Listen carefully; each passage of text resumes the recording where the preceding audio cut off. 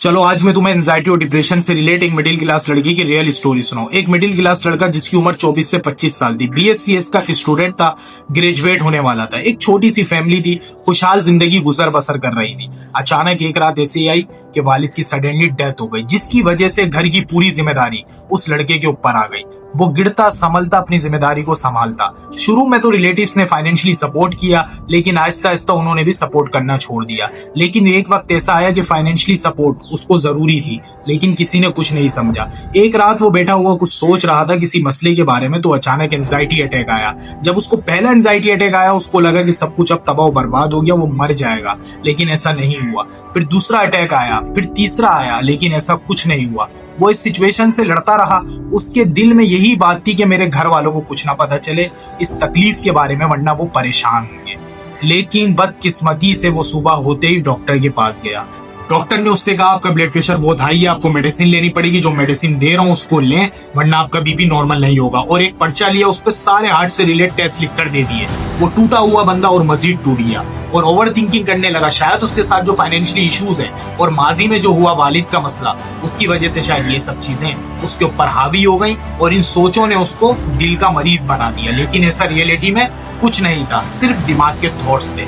फिर आगे जिंदगी चलती रही। वो थॉट्स उसके इतने जनरेट होने लगे कि उसको पैनिक अटैक्स होने लगे। जब उसको पैनिक अटैक्स हो ही रहे थे, तो उसकी वालदा से उसकी ये तकलीफ देखी नहीं गई। उसकी वालदा ने उसकी फियोंसी को कॉल की और सारी सिचुएशन के बारे में आगाह किया, जो कि वो बताना नहीं चाह रहा था। उसकी फियोंसी, जो कि पिछले 8 साल से उसके रिलेशनशिप में थी और सब कुछ सही चल रहा था, उसकी फियोंसी ने बोला क्या तुम मुझे इतना पराया समझते हो? सब कुछ ठीक हो जाएगा, फिक्र मत करो, मैं तुम्हारे साथ हूँ, मुझे कहीं नहीं आना। और उसको इस बात से काफी रिलीफ मिला। इसी सिचुएशन में कम से कम 1 से 1.5 साल का पीरियड निकल गया। फिर उसकी फियोंसी की वालदा की कॉल आई और उन्होंने ट्रिगर किया उसको कि जल्द से जल्द कुछ करो, वरना मेरी बेटी की शादी कहीं और हो जाएगी और तुम सिर्फ पछताते रह जाओगे। उसने जब लड़की से पूछा तो लड़की ने बोला मैं इस मामले में कुछ नहीं कर सकती। उसको लगा कि वो उससे मोहब्बत करती है और सब कुछ ठीक हो जाएगा। याद रखिएगा, लव मैरिज की कहानी है ये, ठीक है। आखिरकार जो लड़की उसके 8 साल से रिलेशनशिप में थी, उसकी भी बस होने लगी। वो बहुत गिड़गिड़ाया उसकी माँ के आगे कि आंटी थोड़ा सा मौका दे दे, मेरी जॉब हो जाएगी, मैं शादी कर लूंगा। लेकिन वो नहीं मान रही थी। लेकिन उस लड़के ने बार बार बोला कि आप सादगी से कर दें, मैं सादगी से करने के लिए तैयार हूं। लेकिन उसकी माँ ने बोला मैं 4 लोगों को जवाब दे नहीं हो सकती, मेरी एक ही बेटी है, मैं धूमधाम से करूंगी। याद रखिएगा, 8 साल की मोहब्बत थी। उसके बाद भी कुछ नहीं हो सका। कुछ टाइम तक लड़की से राब्ता मुनक़ता रहा और बाद में पता चला कि लड़की की भी शादी हो गई है। उधर वालिद की डेथ हुई। 1.5 साल का पीरियड एंजाइटी डिप्रेशन में गया। 2 साल के बाद पता चलता है कि लड़की की भी शादी हो गई। क्या क्या फेस किया उस लड़के ने आप जानते हैं? बहुत ज्यादा कुछ फेस किया, लेकिन वो इस चीज से फिर भी बाहर नहीं आ सका। वो इसी मसले में लगा रहा और अपनी वालदा को भी साथ लेकर घूमता रहा। जहां जाता हार्ट से रिलेटेड टेस्ट करवाने, अपनी वालदा को साथ लेकर जाता। उसको पता किस बात ने ट्रिगर किया? उसको इस बात ने ट्रिगर किया कि जिस वालदा का उसको सहारा बनना चाहिए, उसी वालदा को वो सहारा बना रहा है अपना। आखिरकार उसने रियलिटी को एक्सेप्ट किया। जो उसके पास था उसने उसकी कदर करी, जो चला गया वो चला गया। उसके बाद अपनी पर्सनैलिटी पे काम किया, क्योंकि हमेशा जो चीज रहने वाली है मरने से पहले और मरने के बाद, वो आपकी पर्सनैलिटी है। और उसके बाद उसने उसको वापसी जिंदगी में आने पे मजबूर कर दिया।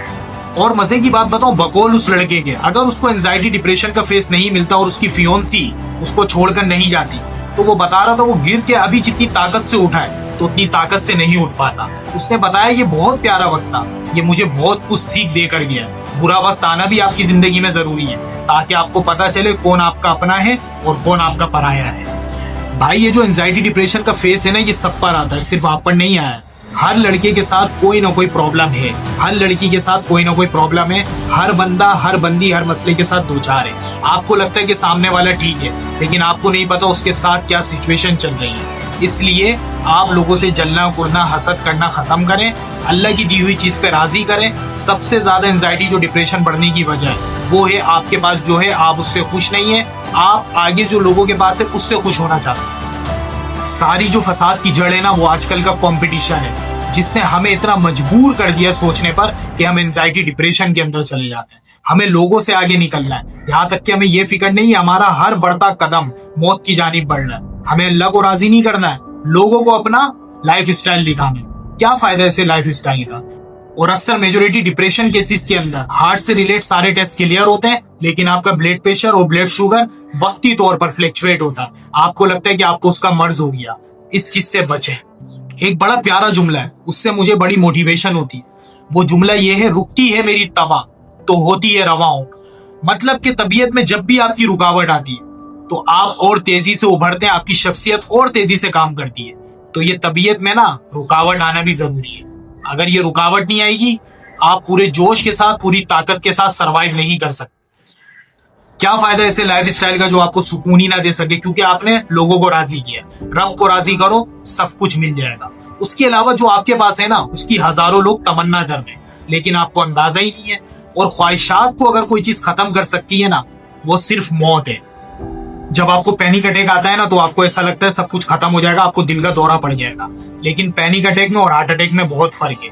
आपका चेस्ट जो है वो टाइट हो जाता है। आपको ऐसा लगता है कि दिल से रिलेट आपको इश्यूज है, लेकिन ऐसा कुछ नहीं होता। सोच सोच के इतनी एसिडिटी हो जाती है कि आपको हर वक्त आपका चेस्ट भारी लगता है। मेजोरिटी केसेस में यह भी देखा गया, जब एंजाइटी और डिप्रेशन के फेस में आप होते हैं तो आपका पेट भी खराब होता है, जिसकी वजह से आपको वॉमिट होना या नोजिया का फील होना या बार बार स्टूल का पास होना, ये सब नॉर्मल समझा जाता है। अगर आपको इस सिचुएशन से कोई निकाल सकता है ना, वो है सिर्फ अल्लाह की जात और आपकी कोशिश। वरना आप दुनिया से जितनी भी एक्सपेक्टेशंस रख लें, आप जिंदगी भर की कमाई भी निछावर कर दें, लेकिन कोई फायदा नहीं। जब तक आप खुद नहीं चाहेंगे, खुद नहीं निकल सकते। याद रखिएगा इस बात। और अक्सर मेजोरिटी लोगों के साथ ऐसा भी होता है, जो उनको खबर दे दी जाए बुरी, उनको लगता है उनके साथ भी यही मसला है। किसी की कोई बीमारी सुन ली, उनको लगता है उनके साथ भी वही मसला है। किसी की मौत की खबर सुन ली, उनको लगता है कुछ टाइम के बाद वो भी मर जाएंगे। याद रखिएगा, ये सिर्फ थॉट है। इस चीज से बाहर आइए। अगर ऐसी एंजाइटी और डिप्रेशन से रिलेटेड चीजें जानना चाहते हैं, मेरे पेज को फॉलो, शेयर और लाइक जरूर कीजिए।